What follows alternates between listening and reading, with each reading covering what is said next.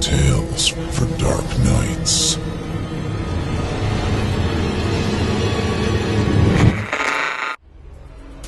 The following performance is a second-round entry in the 2016 Evil Idol competition, and you, the listener, get to help decide who wins.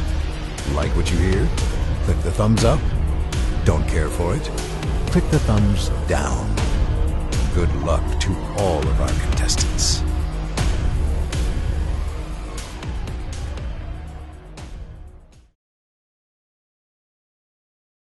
My sister was murdered, and she won't shut up about it. Written by E.Z. Misery. Performed by Olivia Steele for Chilling Tales for Dark Nights in the Evil Idol competition. As kids, my sister Cassie and I didn't know we were different. How could we? We spent all of our time in the house. Our parents never let us play outside. They said this was for our own protection. I remember clearly our father outlining all the horrors of the world beyond our front door. Vicious animals, dangerous men, deathly illnesses. Every day brought a new reason why we couldn't venture outside the walls of the house. I realized the truth much later. They were embarrassed of us. Cassie and I were close, literally and metaphorically. We spent every moment together. I've read that twins are often this way, but we were more than that. We woke up at the same time, closed our eyes for bed at the same time. We would often dream the exact same dream. We read books together. She'd read the left page and I'd read the right. Our parents said we were unnaturally close. This didn't make sense to us at the time. When we played, we would stick two toys together at the head, gummy see-through tape obscuring their faces.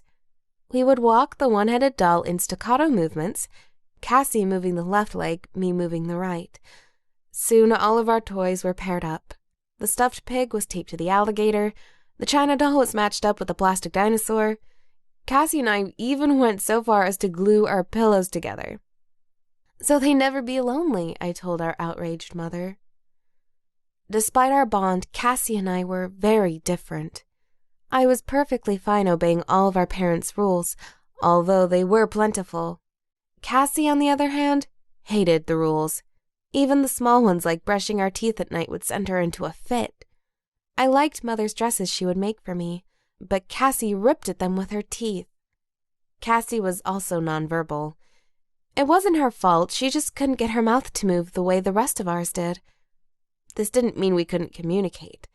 In fact, Cassie and I spoke constantly, always in our mind. Yuck! I hate bananas! She'd tell me in the morning as our mother served breakfast. Shut up, Cassie! I turned and smiled at Mother. Thanks for breakfast! Cassie growled under her breath. You're such a suck-up!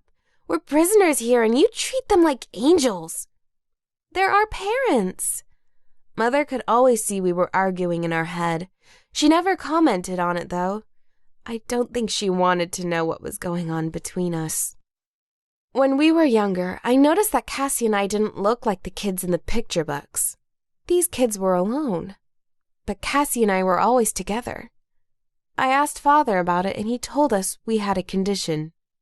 You're sick, he said sternly, but the doctors can't separate you. It would kill her.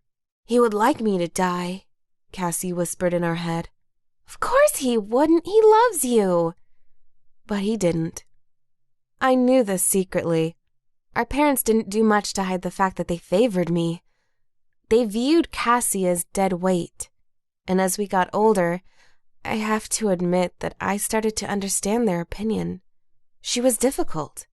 She was always upset over something. Plus, she was the reason I wasn't allowed outside or able to have any friends. Around the age of 12, our parents started letting us use the computer. It was only supposed to be for our studies, but when we were alone, we tried to Google ourselves. Twins who share a brain. The first article was about twins who eat each other in the womb. This clearly wasn't relevant. The second was about Siamese twins. We skipped this one because we were from America. Then we got to the third one, which had a picture. 2 grown women who shared a head. One woman was large and the other was small. It looked a little like Cassie and I. The article called them conjoined twins. It said that although the women wished they could be separated, the doctors ruled it was too dangerous. "That's us," I said to Cassie. "Why would anyone want to be separated?" she responded. "Maybe so they could look like normal people." "I would much rather be with you than be normal." I paused before saying, "Me too, Cassie." But that was all before Cassie was killed. She died of suffocation. We were 14. I knew the second she stopped breathing. I could feel a shiver in my entire body, as if something was crawling down my nerves. I started screaming. I didn't intend to, but the reaction was involuntary. Maybe it was Cassie screaming through me. My mother appeared in our bedroom as if she'd already been inside. My father was close behind. They rushed us, me, to the hospital. It was the first time I felt night air on my face. Any fear about being outside evaporated. It was freedom. I saw men and women of all different races. They crowded around me, staring at me like a wild animal. I didn't care. It was bliss. I even forgot about the corpse of my sister hanging off of me. No one tried to resuscitate Cassie.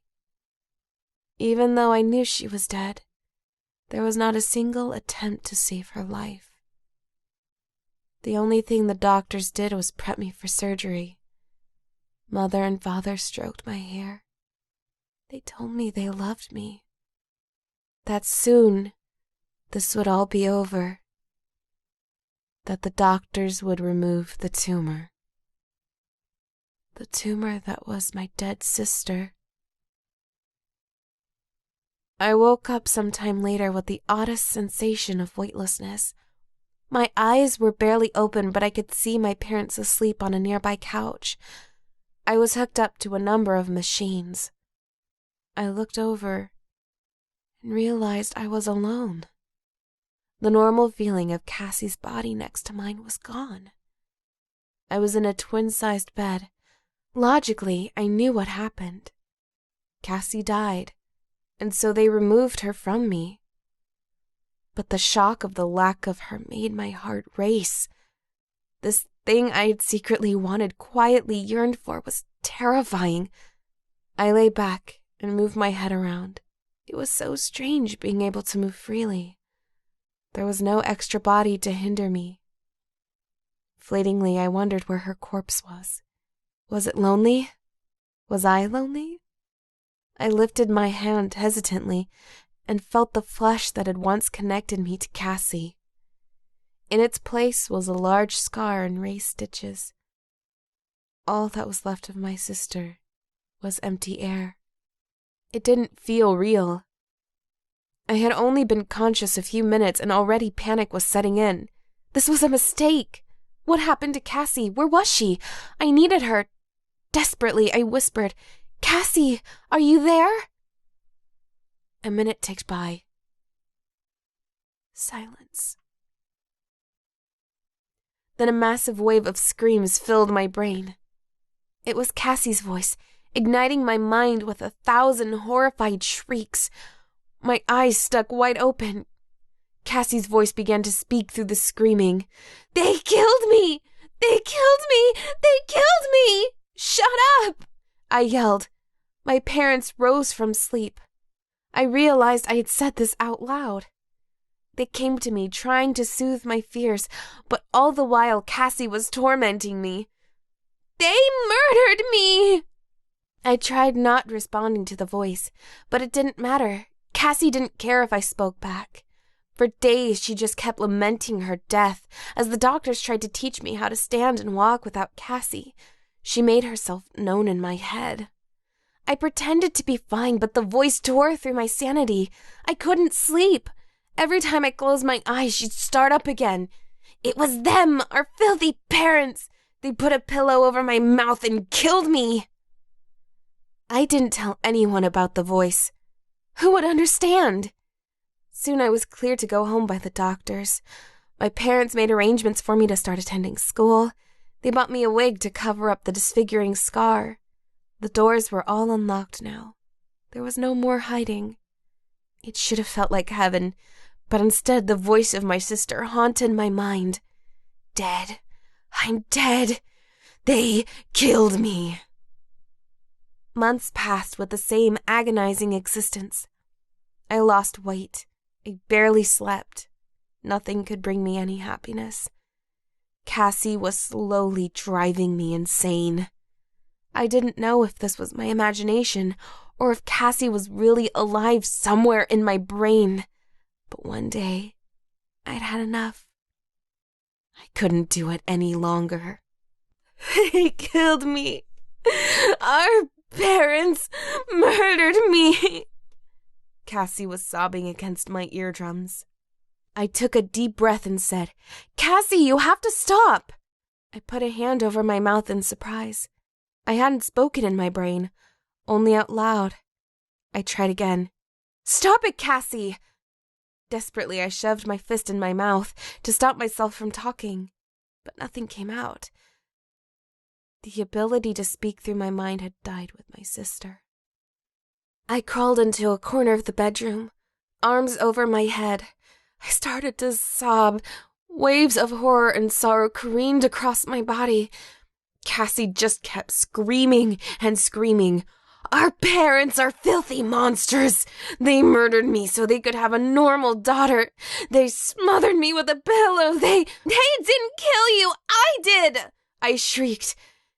Cassie's voice suddenly stopped. My tears kept coming. In a whisper, I continued.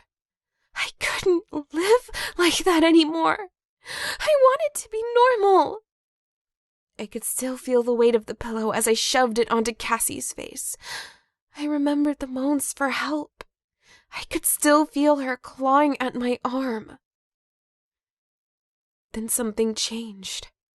I felt woozy and looked down at my body. It seemed like I was floating away from it.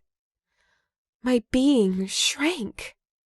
I felt myself pull out of my arms and legs, up into my torso, finally lodging into the back of my brain.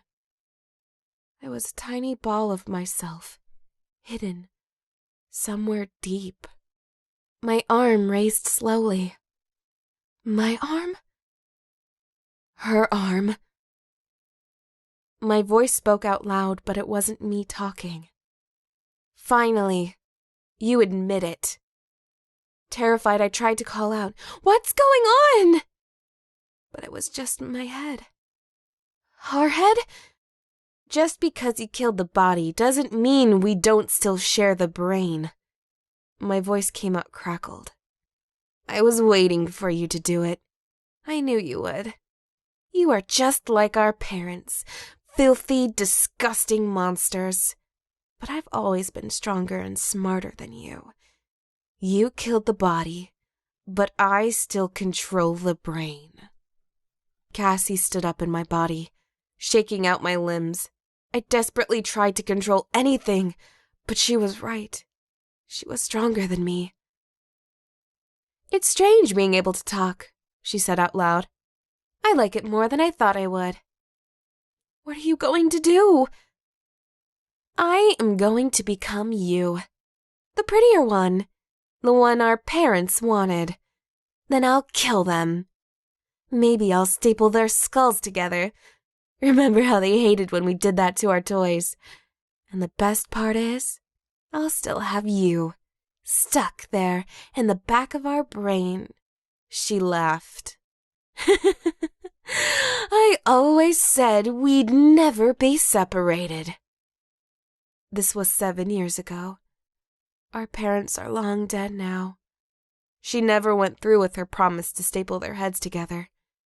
Instead, she used our glued-together pillow to suffocate both at once. I had to watch, completely helpless. It was my hands over their mouths, just like I did to Cassie. You might wonder why she let me write this. This is supposed to be my confession. One of the ways she can torment me. She allows me to control the body for minutes at a time, giving me a taste of freedom before snatching it back. I should have known I couldn't ever get rid of her. She is a part of me. And now I'm stuck here. Forever. I wish I had never murdered my sister. But she sure seems happy that I did.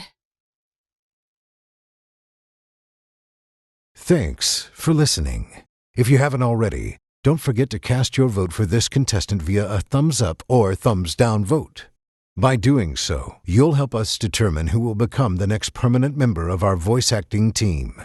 At the close of voting on August 15th, based on your votes, the top 25 contestants will advance to the third round, which begins September 1st, based entirely on your votes. Thank you for voting and for helping to spread the word. You're listening to Chilling Tales for Dark Nights.